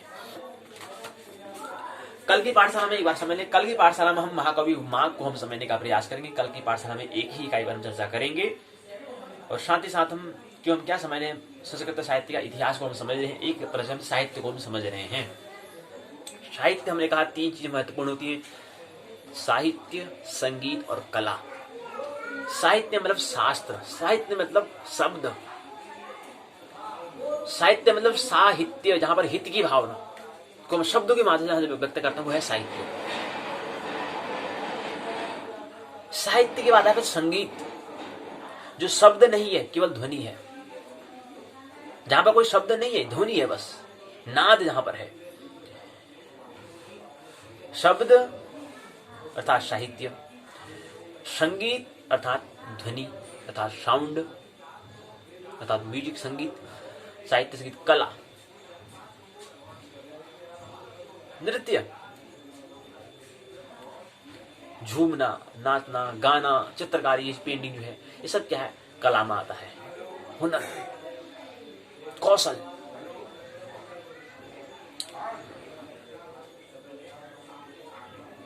शब्द, ध्वनि और उत्सव। उत्सव कब होगा, जो व्यक्ति अंदर उस नाभिस्थ जो हो चुका होगा, जीवन के केंद्र तक जो पहुंच गया होगा, उसके जीवन में उत्सव अर्थात उसके अंदर क्या है, तीनों चीजें हैं। अब एक सूत्र है, साहित्य संगीत कला विहीन साक्षात पशु कुछ विषाणहीन तृणम खाद्य भी जीव मानव तद्भाग देहम पर बसुना। 3 चीज अगर नहीं है, साहित्य संगीत और कला नहीं है, तो साक्षात पशु है, बिना सींग बिना पूंछ और बिना घास खाने वाला व्यक्ति, जो इंसान, ऐसे इंसान को भी हम पशु ही कहेंगे, साक्षात पशु ही है।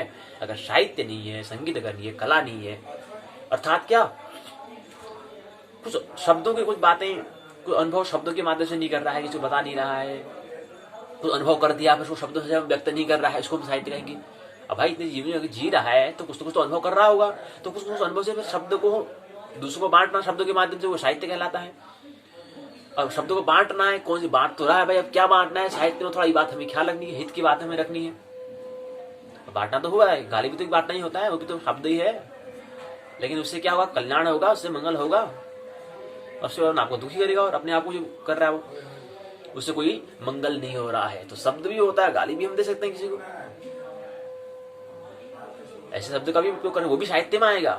कोई गाली दे रहा है तो वो भी साहित्य है, क्यों, क्योंकि शब्द में हो रहा है, तो हमें शब्द में देना, लेकिन साहित्य में कहा गया, साहित्य मतलब हित की बात वाली, ऐसी बातें बोलनी है, शब्द देना है जो हित करे, मंगल करे, साहित्य। संगीत का, अब संगीत में क्या है कि शब्दों से भी थोड़ा छुटकारा हो जाए भाई, ऐसा शब्द ही सब कुछ नहीं है, उस समय हमें क्या है, संगीत को सुनना चाहिए। जो शब्द नहीं, केवल ध्वनि जो है, जिसमें शब्द ना हो, केवल ध्वनि हो, उसको कहते हैं संगीत, उसमें कुछ ढूंढना चाहिए। और फिर संगीत भी बहुत कुछ नहीं है, संगीत से आगे भी फिर क्या है, फिर मौन, साउंडलेस हो जाना, फिर मौन हो जाना, फिर ध्वनि को से भी शून्य हो जाना, नाद से भी शून्य हो जाना। अब ध्वनि क्या हो, कहीं पीटने का तो ध्वनि आएगी, उसको नाद करने से, बजाने से तो ध्वनि उत्पन्न होती है। तो फिर कहते हैं कि नहीं भाई, ये भी बहुत कुछ नहीं है। फिर एक कलम और जाओ, कला, कला से आता है अनहद नाद, अनहद नाद, उस तक जाओ, ये ध्वनि भी बहुत कुछ नहीं है। ध्वनि से भी क्या हो, साउंडलेसनेस तक जाओ, मौन हो जाओ, साइलेंट हो जाओ, साइलेंस आ जाओ। 3 स्थिति, साइलेंस जो हमारा मौन होना, वो हमारा कब होता है, वो हमारे जब हम नाभि अर्थात जब कला को हम समझते हैं, जब हम मौन, और बहुत महत्वपूर्ण बात हमें ख्याल रखी, जब कोई व्यक्ति मौन हो जाता है, ध्यान का मतलब होता है कि शून्य हो जाना, विचार शून्य हो जाना, और इसी मौन में ही परमात्मा का अवतरण होता है।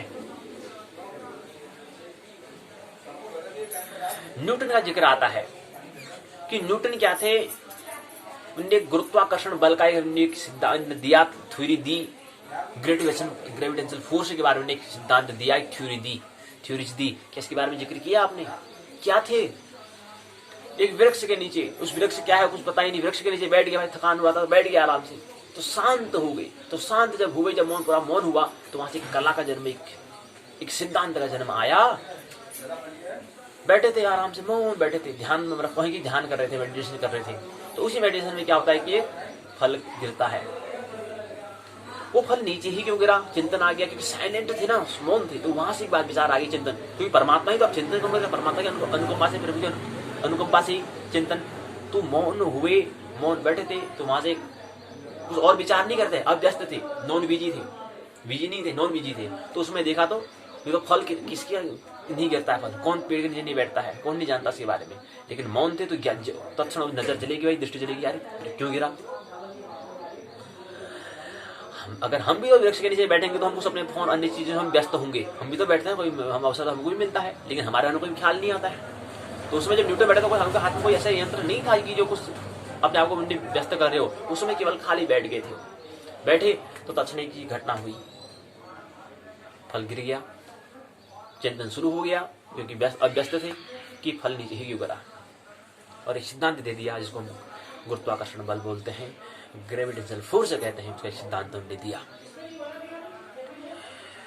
तो महत्वपूर्ण हमने बात कहा कि साहित्य, संगीत और कला। साहित्य था शब्द, और शब्द कैसे करना, साहित्य जो हित की बात जो करे, जो शब्द ऐसे उच्चारण बनाने, इतना हमें बोलना, ऐसे बातें हमें करनी है। अब शब्द हमने कहा, ऐसे भी शब्द गाली भी हो सकती है, वो भी तो शब्द है, वो भी तो साहित्य है। लेकिन साहित्य तो है, लेकिन वो साहित्य क्या है, मंगल करने वाला नहीं है, मंगल करने वाला नहीं है, अमंगल करने वाला है, वापस नीचे गिराने वाला है, वापस पशुवत जो हमारी जो निम्न योजना वहीं पर गिराने का काम करता है। तो हमें साहित्य मतलब शब्दों का ऐसा हमें बोलना है, ऐसा हमें बोलना है जो मंगल करे। क्या कहते हैं कबीरदास जी, ऐसी वाणी बोलिए मन का आपा कोई, ऐसी वाणी बोलिए मन का आपा कोई, और को शीतल करें आप ही शीतल होई, आप ही शीतल होई। अब हालांकि जो मित्र जो दे रहा है साहित्य में, जो गाली दे रहा है, दे तो इसलिए रहा है कि दूसरों को मैं कष्ट दे रहा हूं, लेकिन उसकी दृष्टि अधूरी है जी। वो कष्ट वहां मिलेगा तो नहीं मिलेगा वो बात नहीं, लेकिन कष्ट अपने आप को जरूर दे रहा है भाई, दूसरों को उसकी दृष्टि तो है, और इसको दृष्टि को हम संसारी दृष्टि या कहें बाह्य दृष्टि कहेंगे। जबकि अंतर्दृष्टि में, अंतर्दृष्टि क्या कहलाएगी, जो इनर जो हमारी जो नजर जो है वो कहलाएगी, नहीं भाई वहां नहीं मेरे को प्रभाव पड़ने वाला है, इस गाली से उसको कुछ प्रभाव नहीं पड़ने वाला है। यही अध्यात्म और अध्यात्म में फर्क है बस, बाह्य दृष्टि और अंतर्दृष्टि। अंतर्दृष्टि को हम अध्यात्म कहते हैं, बाह्य दृष्टि को हम अध्यावरण कहते हैं, संसार कहते हैं। तो गाली दे रहा है वो दूसरों को कष्ट करने के लिए, लेकिन कष्ट उसको नहीं, कष्ट उसको नहीं होता जिसको लिए कर रहा है, लेकिन कष्ट स्वयं को दे देता है, क्योंकि अब दृष्टि का ख्याल नहीं है। फिर बार बार वही गाली देना शुरू कर देता है, पता कि दूसरा को कष्ट हो, लेकिन फिर अपने आप को कष्ट दे देता है। तो कबीरदास जी कहते हैं कि ऐसी वाणी बोलना है। तो हम कहते हैं साहित्य तो गाली भी हो सकती है, गाली भी क्या साहित्य में आएगा, लेकिन कैसी बात करनी है, कबीरदास के दुहा को हमें समझें, इस पद को हम समझें। ऐसी वाणी बोलिए मन का आपा को, और को शीतल करें आप ही शीतल होई। खुद इसको प्रशिक्षण, खुद इसको प्रयोग करके देखें, एक्सपेरिमेंट करके देखें कि एक दिन इसको गाली देकर, एक महीना पूरा गाली दो दूसरों को, तो प्रभाव देखो उसके जीवन में आपका क्या, एक महीने में क्या प्रभाव पड़ता है। और एक दिन एक महीने क्या करो आप, उसको उसके मंगल भावना सोचो। तो इस महीने के भी दोनों को फिर लिखो, दोनों का एक्सपेरिमेंट अनुभव लो कि ये गाली मैंने दिया तो इससे मेरा जीवन कैसा था, उत्सव था कि दुखी था, मैं कैसा था। फिर जब दूसरों को मंगल की बात कर रहे हैं तो इस महीने को भी हमने लिखे अपने अनुभव को।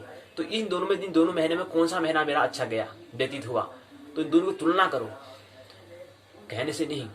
तो पता चलेगा यार गाली से तो अपने आप को दुखी करता था मैं, और यहाँ से करने से मेरे को क्या मिला, मेरा उत्सव, यानी कि ये वाला महीना में मेरा क्या रहा, मंगल, मैं आनंद से जी रहा था, लेकिन यहाँ से क्या हो रहा था, मैं दुखी जी रहा था।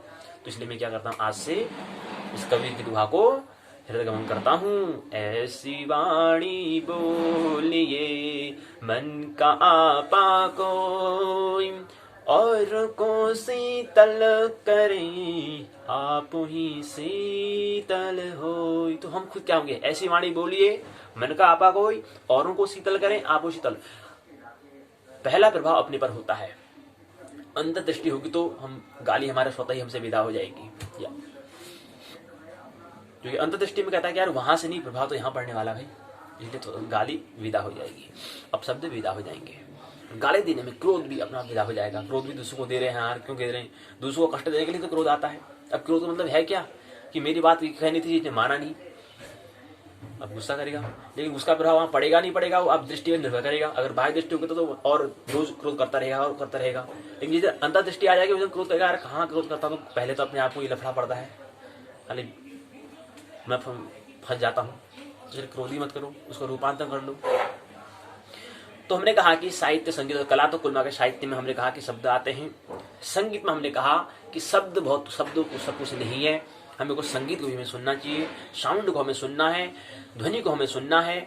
ध्वनि को सुनने के लिए हमें काव्य हृदय की आवश्यकता होती है, शब्द को सुनने के लिए मस्तिष्क चिंतन की आवश्यकता होती है। इतना ही नहीं, हृदय पर ही नहीं रुक जाना है, शब्दों के बाद आगे ध्वनि, और ध्वनि पर ही नहीं रुक जाना, उससे आगे आता है मौन पर, अनहद नाद पर, जो शून्य जो है उसको हमें पहुंच जाना है। और शून्य में जब हम पहुंच जाते हैं उसके बाद अगला जो हम, जो प्रकृति के 3 गुण हो चुके हैं, मस्तिष्क, हृदय और नाभि, क्या है, प्रकृति के 3 गुण को दिखाते हैं। शास्त्र, इनके शब्द, फिर संगीत, फिर शून्य, ये क्या है, प्रकृति के 3 गुण हैं। और जब शून्य जब हो जाते हैं तब जाके हम हमारा अनहद नाद, शून्य का जो सन्नाटा जो है ध्वनि है, फिर प्रक्रिया उल्टी होती है। फिर जैसे हम शून्य में पहुंच गए तो शून्य होने के बाद फिर हमें संगीत सुनाई देता है। शून्य का जो संगीत है उसको अनहद नाद, उसको ओमकार कहते हैं। तो वो ब्रह्म जगत की बात है।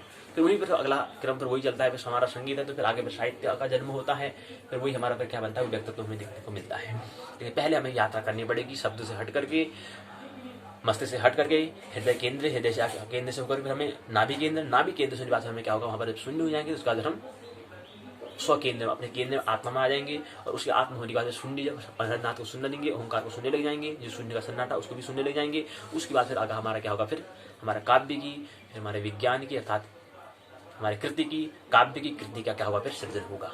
और इसी के योग से हम कहेंगे क्या है, इसका व्यक्तित्व है, पर्सनालिटी कहते हैं, व्यक्तित्व कहते हैं।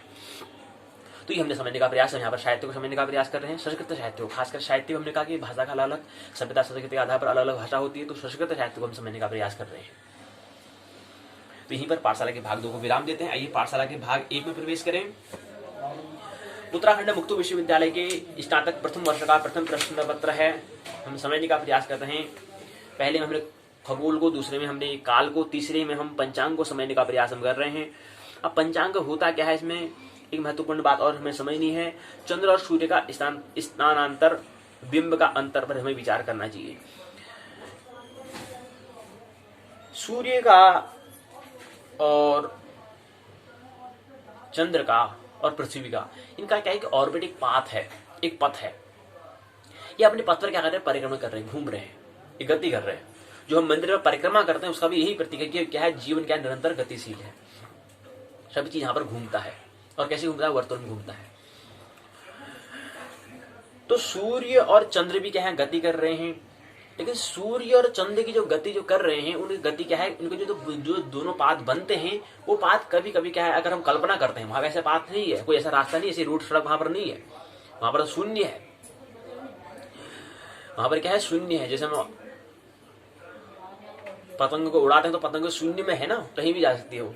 ऐसे ही पाथ से हम अगर कल्पना करें कि जहां पर क्या है, सूर्य भी क्या कर रहा है, अपनी पाथ पर घूम रहा है, कैसे वर्तुल में परिक्रमा लगा रहा है। महासूर्य के ब्लैक होल का, होल का क्या है, कृष्ण, ब्लैक मैंने काला कृष्ण हो गया, होल मैंने जो कृष्ण छिद्र का क्या कर रहा है, महासूर्य का क्या है, परिक्रमा कर रहा है। तो सूर्य भी क्या कर रहा है, गति कर रहे हैं।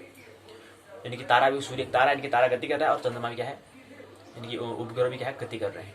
लेकिन इन दोनों जब गति करते हैं तो इनका एक कल्पना करते हैं कि कभी कभी इनका पाथ जो है, कभी मतलब एक पथ में करते हैं, हालांकि कभी आपस में टकराते तो नहीं है। लेकिन अगर हम कल्पना करें कि चंद्रमा यहाँ पर है, सूर्य, चंद्रमा यहाँ पर है, सूर्य यहाँ पर है, इनका पाथ क्या है, अगर पाथ करें, एक पाथ इनका, सूर्य का पाथ ऐसे बनता है तो चंद्रमा का पाथ ऐसे बनता है, तो इनके दोनों पाथ कहीं पर हमें काटते हैं, पाथ काटते हैं, कल्पना से काटते हैं, वैसे तो नहीं करता है, वैसे कभी दोनों आपस में टकराते नहीं है। टकराते तो चंद्रमा का कोई विदा हो जाता है, लेकिन टकराते कभी नहीं है। लेकिन इनका पाथ क्या है, कभी अगर हम कल्पना करते हैं तो अगर सूर्य ऐसे पथ में घूमता है तो एक वर्तुल जब घूमता है तो सूर्य का जो पाथ बनता है तो ऐसा बनता है और चंद्रमा का पाथ ऐसे बनता है। तो दोनों का कहीं कटान जो बिंदु जो होते हैं, उन दो कटान जो बिंदु जहाँ पर जो पाथ काटते हैं उसको हमने राहु और केतु कहा है। उसी को हमने क्या कहा, राहु और केतु कहा। तो जहां पर दो कटान बिंदु जो पाथ जो हम काट रहे हैं उसको हमने कहा राहु और केतु। तो राहु और केतु कोई ग्रह नहीं है, राहु केतु ग्रह नहीं, बल्कि क्या है, छाया ग्रह है। अब ग्रह क्या है, ग्रह हमने कहा कि जो घुमक्कड़ों से चलायमान हो, जो गतिशील हो। तो अब गतिशील है भाई, सूर्य और चंद्रमा भी तो गति कर रहे हैं। तो हम चलते हैं तो हम तो चले रहे हैं, छाया भी तो चलती है। हम नहीं चलेंगे तो छाया भी नहीं चलेगी। अब सूर्य और चंद्रमा गति कर रहे हैं तो उनकी छाया भी तो गति करेगी, तो उस गति से इसको हम छाया ग्रह कहते हैं। तो राहु केतु जो है ग्रह है, उसको हमने ग्रह क्यों कहा, छाया ग्रह क्यों कहा, क्योंकि ग्रह माने होता है चलना, जो चलता हो, दिखाई दिया। तो उनकी छाया से जो बनता है उसको हमने उस पाथ को हमने जो काट रहे हैं वहां पर छाया, जो दोनों की पाथ को जो काटते हैं तो वहां पर छाया जो बनती है, छाया को हम कहते हैं छाया ग्रह। राहु और केतु हम नाम से जानते हैं। कुछ बातें ही हमें समझनी थी तिथि के बारे में। तिथि का मध्यम और स्पष्ट मानक क्या होता है ये हमने समझा। तिथि साधन कैसे करते हैं, आप तिथि का साधन कैसे करते हैं बताइए। तिथि का मतलब कैसे हम उसको गणना करेंगे कि तिथि कौन सी है, कौन सी तिथि है। हमने कहा कि सूर्य और चंद्रमा के बीच में क्या है, गति करने से जो 12 अंश का जो फर्क पड़ता है उस 12 अंश को हम तिथि कहते हैं। कभी प्रश्न आ जाएगा एक तिथि का मान कितना होता है, 12 अंश होता है, ये हमें ख्याल रखना है। तिथि का साधन कैसे करना है, प्रतिदिन क्या है, 12 अंश का फर्क पड़ता है। आज अष्टमी है, शुक्ल पक्ष है, शुक्ल पक्ष अष्टमी, चंद्रमा क्या है मिला, शुक्ल पक्ष मिला, शुक्ल, आप याद रखना है हमें कौन सा फॉर्मूला, कृष्ण पक्ष अमावस्या, शुक्ल पक्ष पूर्णिमा, इनकी पूर्णिमा आएगी। आज अष्टमी है तो यही क्रम आगे, फिर नवमी आएगी, फिर दशमी आएगी, फिर एकादशी आएगी, फिर द्वादशी आएगी, फिर त्रयोदशी आएगी, फिर चतुर्दशी आएगी, फिर क्या आएगी, पूर्णिमा। तो अभी आज जब अगर रात को अभी चंद्रमा को देखने का मौका मिले तो देखेंगे तो वहां पर क्या हो रहा होगा, वहां पर प्रकाश बढ़ रहा होगा, प्रकाश दीप्तमान, जो चंद्रमा का दीप्तमान प्रकाश वो बढ़ रहा होगा। तिथि किसे कहते हैं हम, तिथि क्या कहा हमने कहा कि सूर्य के प्रकाश से चंद्रमा के प्रदीप्त दीपमान प्रकाशित भाग को हम कहते हैं तिथि।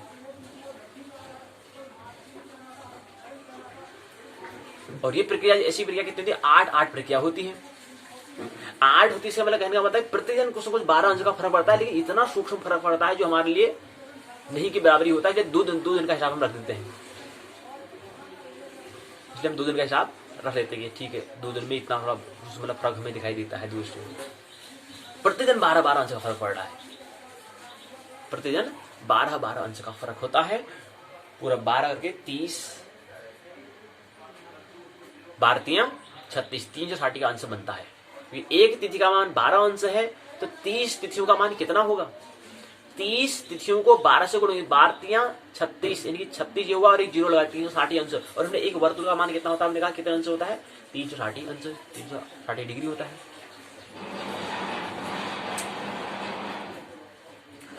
तिथि का साधन कैसे करते हैं, कैसे हिसाब करना है, उसके लिए कुछ आवश्यक मान होते हैं, कुछ विधि होती है जिससे हम क्या करते हैं, तिथि का मान हम कर सकते हैं।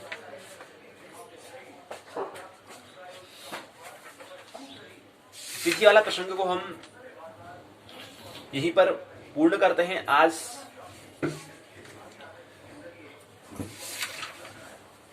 दूसरे प्रसंग की ओर हम प्रवेश करें। तिथि के बाद आता है वार। हमें हम पंचांग को समझने का प्रयास करें। तिथि, वार, नक्षत्र, योग, ग्रहण को हम क्या कहते हैं, पंचांग कहते हैं। आज हम वार को समझने का प्रयास करें। वार क्या है वार? हमने कहा कि सूर्य उदय जब होता है, सूर्य उदय होने के बाद अगले सूर्य उदय होने से पहले के समय को हम कहते हैं वार। ऐसा समय अवधि जब सूर्य उदय हो जाता है और दूसरे दिन सूर्य उदय होने, जब दूसरे दिन सूर्य उदय होगा उस तक, उदय होने से पहले तक जो मान है, उस मान को, ऐसे समय को, ऐसे समय अवधि को हम कहते हैं वार कहते हैं। ऐसा समय को हम कहते हैं वार कहते हैं। शनिवार कहते हैं, रविवार कहते हैं, सोमवार कहते हैं, मंगलवार कहते हैं, बुधवार कहते हैं, बृहस्पतिवार कहते हैं, शुक्रवार कहते हैं। ये 7 वार हम कहते हैं। ये 7 वार क्या है? 7 ग्रहों के आधार पर हम कहते हैं। एक एक दिन हमने क्या है, ग्रह को दे दिया है। हमने सूर्यवार को हमने कह दिया रविवार, चंद्रवार को हमने कह दिया सोमवार, मंगल से तो मंगलवार कहा, कोई फर्क नहीं, मंगलवार कहा, बुध को बुध से बुधवार कहा, बृहस्पति को हमने कहा बृहस्पति से कहा, तो कभी गुरुवार कहते हैं। गुरु बृहस्पति क्या है? ग्रह गुरु है, मतलब गुरु बनता है बड़ा, उसका आकार, और अन्य ग्रह के बड़ा है, तो इसलिए गुरुवार कह दिया हमने, बृहस्पतिवार बोलते हैं। शुक्र मैंने शुक्र ग्रह शुक्रवार कह दिया, शनि तो शनि का शनिवार बोल दिया। तो वार का मतलब क्या है कि सूर्य उदय जब हुआ और जब सूर्य अगले दिन सूर्य उदय होगा उसके मध्य से समय अवधि, उसको हम वार कहते हैं। अब वार ये है, 7 वार होते हैं।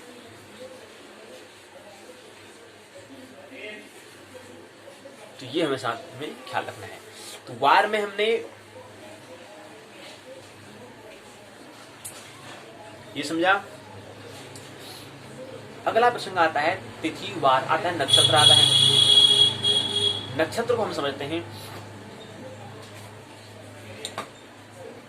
नक्षत्र को हमें समझना है। नक्षत्र हमने कहा कि क्या है? तारों के समूह को हम नक्षत्र कहते हैं। अब नक्षत्र क्या है? इकाई की रूपरेखा दी है, प्रस्तावना बता रहे कि नक्षत्र के बारे में, नक्षत्र हम समझने का प्रयास करेंगे। नक्षत्र क्या होता है, नक्षत्रों का क्रम किस प्रकार से होता है, सैद्धांतिक रूप से नक्षत्रों का अंशात्मक विभाजन किस प्रकार से होता है, नक्षत्रों का महत्व क्या है, नक्षत्रों की विशेष क्या है, विशेषता क्या है, नक्षत्रों में विशेष बात क्या है।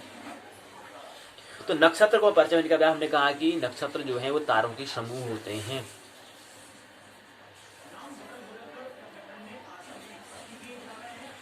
हमने कहा कि जो पृथ्वी है, पृथ्वी के परितः चारों ओर हमने क्या रखा है, ऊपर में अंतरिक्ष पर बात करें, उसके चारों ओर क्या है? एक हमने भचक्र यानी कि भचक्र, मतलब भ मैंने भू धातु से भूमि, पृथ्वी, वसुधा, इसके परितः यानी भचक्र हमने कहा। एक चक्र को हमने कल्पना कर ली, एक वर्तुल की हमने क्या कर ली, कल्पना करी। इस चक्र को हमने, वर्तुल को हमने कहा भचक्र। इस भचक्र को हमने 27 भागों में, 27 भागों में इसको डिवाइड कर दिया, बांट दिया, भाग कर, हिस्से कर दिए हमने, इसको विभाजित हमने कर दिया। इन 27 भागों को हम कहते हैं, इन 27 भागों, ये 27 जो भाग हमने किए वो नक्षत्र है। और इसी को अगर मैं 12 भाग करूंगा तो भाव बनेंगे या राशि बनेंगे। अगर 27 भागों में बांटता हूं तो नक्षत्र बन जाएंगे, और 12 भाग में बांटता तो राशि या भाव बन जाएगा। क्योंकि भाव 12 होते हैं, राशि 12 होती है, और हमारे नक्षत्र 27 होते हैं। और नक्षत्र है क्या? तारों के समूह को कहते हैं। अब क्या है कि एक राशि में क्या है, 9 चरणाक्षर आ जाते हैं, 9 चरणाक्षर आ जाते हैं। अर्थात एक राशि में 2 नक्षत्र, 1 चरण आता है। और एक नक्षत्र में कितने चरणाक्षर आते हैं? 4 चरणाक्षर आते हैं। तो दूसरे में भी 4, 8 हो जाएंगे, और एक क्या है, 9। तो एक राशि में 9 चरणाक्षर आता है, 2 नक्षत्र, 1 चरणाक्षर आता है।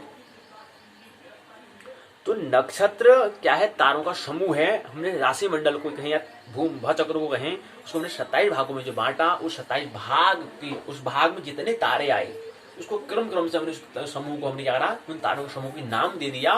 नाम बोल दिया, एक का नाम अश्विनी, दूसरे का नाम भरणी, तीसरे का नाम कृतिका, चौथे का नाम रोहिणी, पांचवें का नाम मृगशिरा, छठे का नाम आद्रा, सातवें का नाम पुनर्वसु, 8वें का नाम पुष्य, 9वें का नाम आश्लेषा, 10वें का नाम मघा, 11वें का नाम पूर्व फाल्गुनी, 12वें का नाम उत्तर फाल्गुनी, 13वां नाम हस्त, 14 का नाम चित्रा, 15 का नाम स्वाति, 16 का नाम विशाखा, 17वें का नाम अनुराधा, 18वें का नाम ज्येष्ठा, 19वें तारे के समूह को हमने मूल, 20वें तारे के समूह को हमने उत्तराषाढ़ा, 21वें तारे के समूह को हमने पूर्वाषाढ़ा, 20वें को 21 को उत्तराषाढ़ा, 22वें को श्रवण कह दिया, 23 को धनिष्ठा, 24 को शतभिषा, 25 को पूर्व भाद्रपद, 26 को उत्तर भाद्रपद, 27 को हमने रेवती कहा। और इस 27 नक्षत्रों के आधार पर ही हमने क्या करें, हमारे 12 हमारे महीने होते हैं। हिंदू अगर की भाषा की बात करें तो 12 महीने 27 नक्षत्रों में, हमने 27 नक्षत्रों में 12 नक्षत्रों के आधार पर 12 महीने कहते हैं। चैत्र, वैशाख, ज्येष्ठ, आषाढ़, श्रावण, भाद्रव, आश्विन, मार्गशीर्ष, पौष, माघ, फाल्गुन। चैत्र, वैशाख, ज्येष्ठ, आषाढ़, श्रावण,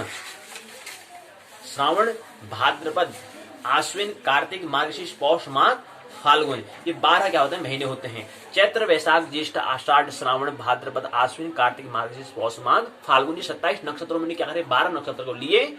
अब चैत्र क्या है, चित्रा नक्षत्र से चैत्र बनता है, विशाखा से वैशाख हमारा महीना बन जाता है, ऐसे ही ज्येष्ठा से ज्येष्ठ बन जाता है, अश्विनी से आषाढ़ बनता है, श्रावण नक्षत्र श्रावण बन जाता है। तो इसमें 12 नक्षत्र, जो 27 नक्षत्र में से 12 नक्षत्र को लिया, उस आधार पर हमने महीने का 12 महीने का हमने हिंदू भाषा में हमने महीने को रखे।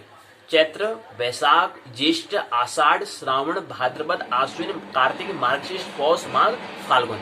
चैत्र, वैशाख, ज्येष्ठ, आषाढ़, श्रावण, भाद्रपद, आश्विन, कार्तिक, मार्गशीर्ष, पौष, माघ, फाल्गुन। 12 महीने का हमने 27 नक्षत्रों के में हमने जो 12 नक्षत्र है उसके आधार पर हमने इसको 12 महीने 27 नक्षत्रों को हमने 27 नक्षत्रों में से 12 नक्षत्रों को लिए और 12 नक्षत्रों के आधार हमने 12 महीनों का हमने नाम दिया। तो यह 27 नक्षत्र अश्विनी, भरणी, कृतिका, रोहिणी, मृगशिरा, आद्रा, पुनर्वसु, पुष्य, आश्लेषा, मघा, पूर्व फाल्गुनी, उत्तर फाल्गुनी, हस्त, चित्रा, स्वाति, विशाखा, अनुराधा, ज्येष्ठा, मूल, उत्तराषाढ़ा, पूर्वाषाढ़ा, उत्तराषाढ़ा, श्रवण, धनिष्ठा, शतभिषा, पूर्व भाद्रपद, उत्तर भाद्रपद और रेवती। ये 27 नक्षत्र होते हैं। हमने भाषागण को 27 भागों में बांटा। तो क्रम से एक समूह को, 2 समूह को, 3 समूह को, ऐसे कितने समूह है, 27 समूह है। और 27 समूह के अर्थात किसके समूह है, तारों के समूह है। उस तारों के समूह को क्रम से अश्विनी, भरणी, कृतिका, रोहिणी, अश्विनी, भरणी, कृतिका, रोहिणी, मार्गशिरा, आद्रा, पुनर्वसु, पुष्य, आश्लेषा, मघा, पूर्व फाल्गुनी, उत्तर फाल्गुनी, हस्त, चित्रा, स्वाति, विशाखा, अनुराधा, ज्येष्ठ, मूल, उत्तराषाढ़ा, पूर्वाषाढ़ा, उत्तराषाढ़ा, श्रवण, धनिष्ठा, शतभिषा, पूर्व भाद्रपद, उत्तर भाद्रपद, रेवती को हमने भाग दिया। इसमें अगला आता है कि शुभ और अशुभ नक्षत्र कौन से होते हैं, किस नक्षत्र में हमारा जन्म हुआ है, इसके बारे में हम समझने का प्रयास। और नक्षत्रों के अनुसार 4 भेद होते हैं, ध्रुव, चर, उग्र, मिश्र, लघु और मिद्रु।